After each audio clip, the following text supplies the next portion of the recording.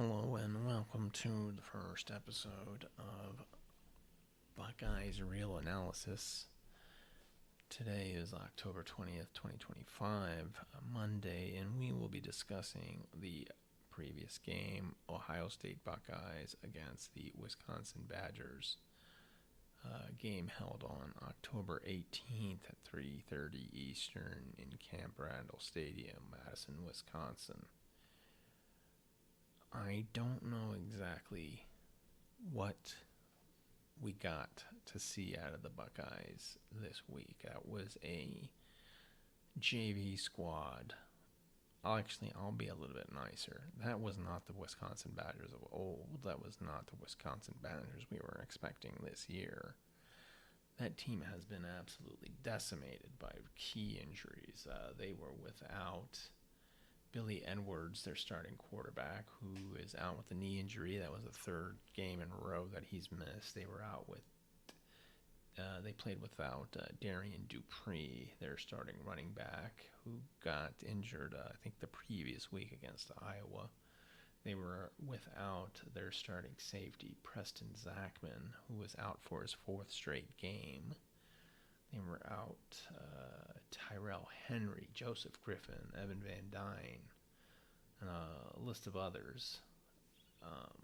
And during the game, they did lose Christian Allegro, their starting linebacker, with a broken arm for a period. He did come back, but he finished the game with a broken arm. They did lose Dylan Jones, their running back, who stepped in for Darian Dupree.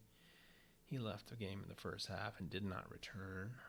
Kerry Kadenko, one of their offensive linemen, left the game and did not return. Kay Yakimelli, their other running back, he got banged up. Did end up coming back, but was obviously playing hurt out of more necessity than anything else, because they really can't ask anybody in the stands to come down and suit up. So what do we see out of the Buckeyes in terms of real analysis? Well, let's just say that any progress that they were made going against quality talent, there was some talented players on the field for sure for Wisconsin. There were some very good players on the field. I'm not going to say those guys are not good players, and they played with a lot of heart.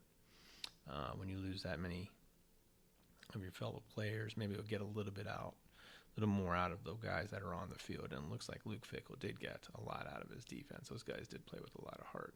The offense, I think it's just too much asking a third string quarterback who walked on last week. I don't even know the guy's name. To go up against the number one defense in the country and the number one team in the country. That's a tall order. But what did we see? What do we see? Let's not go into the stats. The stats are kind of irrelevant. Julian Sand is still, playing at a very high efficiency. The wide receivers are doing their thing. But let's talk about the running backs and the running back situation that we saw in that game. That was a lesser or a decimated team, and we did not see a lot of explosive runs or a lot of just smash mouth. Let's just run the game down. Let's just run the clock out. Why are we even on the field this week? These guys don't even have a team. We didn't see any of that. We didn't see Bo Jackson. Maybe they held him back. We didn't see Donaldson do anything. Maybe they held him back. We got to see Isaiah West. A little surprising. We didn't get to see a lot of James People. I don't know what's going on there. Maybe he's losing a little bit of faith. The running back room looks like it got a little bit deeper with Bo Jackson stepping up, and now Isaiah West coming back from an injury. He was running quite hard. But, okay, real analysis. What did we see? They did incorporate the running backs a little bit more in the passing game, which was really interesting to see. That's something that we haven't seen a lot of this year. And in a game like this, why not work on real game situations where your running backs are, chipping a lineman, chipping a linebacker, and then finding a little place to settle down right over the defensive and offensive lines as a check down. We did see that to Isaiah West. We saw that to Bo Jackson. Donaldson got in on it. That was very interesting to see. That's just another facet of this very interesting offensive design that the Buckeyes have. I don't think that they're letting loose just yet. I don't think they need to. They haven't had to do it so far this year, but it seemed like that was the case last year, where you play conservative, and this is probably a tactic that a lot of the better teams are going to be doing. They're going to play close to the vest during the course of the season. Why show all your cards and give film for your real opponents to study by the time you get to the playoffs? It doesn't make sense to just throw it all out there. I guess maybe if the game's on the line, you may want to, but in this day and age where you can lose a game, you can lose 2 games, who knows? If you're an SEC team, maybe you can lose 3 games because they are obviously the best conference, or so we're told, incessantly. But in any case, you can lose 2 games and still make it. So what's more important? Holding back and really letting loose when it counts, and trying to optimize yourself and your team at the right time, or winning every single game. Yeah, it would be nice to be that first team that ever goes, what would be 12-0 in the season, win your championship, your conference game. That puts you at 13-0, and then 3 games in the playoffs because you get that bye,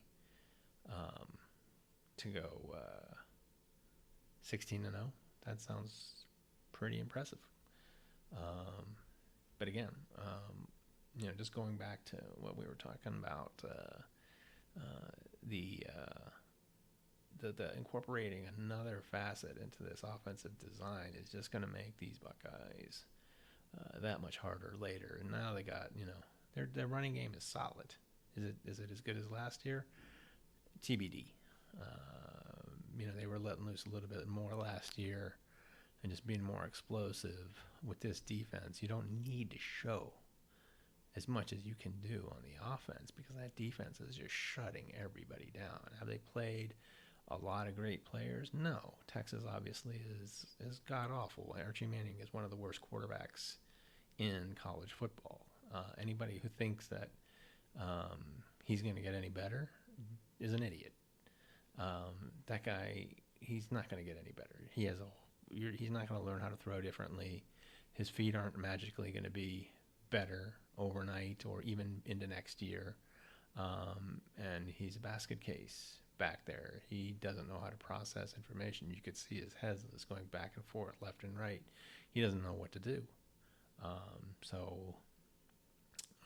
Texas, I feel bad for a lot of those players on Texas. That is an outstanding defense, probably just as good as Ohio State's. And they're on the field constantly, keeping the Longhorns in the game, because the Longhorn offense just can't do anything. But I digress. We can go back to the Buckeyes. These other teams and the Buckeyes, are they going to show what they can do over the course of a season? No, they're not. They're just not going to do that. Buckeyes have it certainly looks like the rest of the season they may be able to just keep working on game time situations and adding to their repertoire for those playoffs. Get the running backs a little bit more involved out of the backfield in the passing game. Maybe one of these games they can do what they did this game and just go, hey, let's run it at these guys and see what we can do. Obviously, they've been pretty solid between the tackles with some of their running. They haven't been that great around the edge, but that also seems like because they just don't have the speed that they had last year. Bo's he's okay for a big back. He's okay. He's not hitting a home run like Travion could. He's not hitting a home run like Quinshawn could. Both of those guys seem like they're a little bit faster, straight line speed. The feet is debatable. I'm sure Quinshawn definitely had better feet than Travion, and it looks like Bo has better feet than Travion. C.J. Donaldson is just a powerhouse running up the middle And I think maybe he's more of a groove runner. Giving that guy 6, 7, 8 carries is not his style. You give that guy 20 carries, maybe he's doing a lot more damage. I don't think he's complaining though. He knows his capabilities. He's getting to get 6 to 10 touches a game after 30 touches a game or whatever he was doing at West Virginia. He's an NFL corner running back, so getting an off year like this is probably going to be great for him in terms of saving his legs, saving his wear and tear, and maybe getting a higher draft pick. And he's definitely adding value to this Buckeyes running game this year. Isaiah West, he certainly looked the part, but again, who are they playing? I don't know. So let's give Isaiah another week or two, and I'll temper any enthusiasm that I have there. James People looks like he is the odd man out now. Just doesn't seem like he can hit he can really hit it in between or on the outside. He reminds me a lot of like Lydell Ross. I don't know if you remember Lydell or Maurice Hall. They looked like they were great in high school. Sort of looked like they were, fast. But once they got to this level, they just, they get hit, their legs stop moving. When they catch a straightaway, they just don't have any straight line speed. So, James is going to have to find a niche, maybe as a, 5-touch, 6-touch kind of running back, come out of the backfield, or really, really get better at his pass blocking. Defense, again, played outstanding, but I don't really know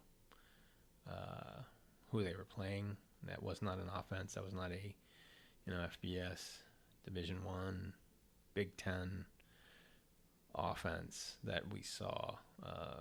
That was basically just a team going out there to finish the Saturday or try to just get through this season.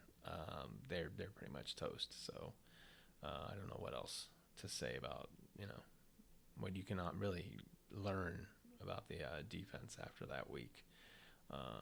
The offense, again, the same kind of a thing. The wide receivers are doing what they can do. Julian Stevens, what we do, and the running backs. That of all the analysis that you can really where you can learn something new from the Buckeyes, and it seems like it was the Buckeyes running back passing game.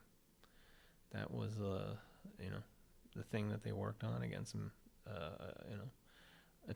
somewhat talented, other team, probably better than a scout team practice situation. That was a real game situation, so that was some great reps that they got there.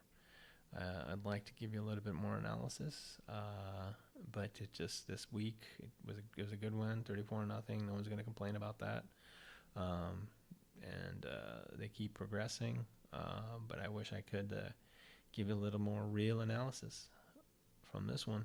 But that's all I got. Thanks.